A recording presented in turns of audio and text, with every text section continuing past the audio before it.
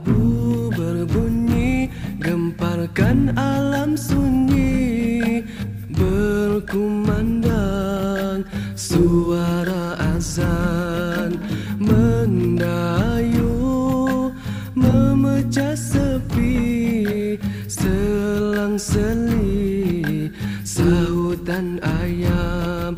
Tabu berbunyi, gemparkan alam sunyi, berkumandang suara azan mendayu, memecah sepi, selang-seli sahutan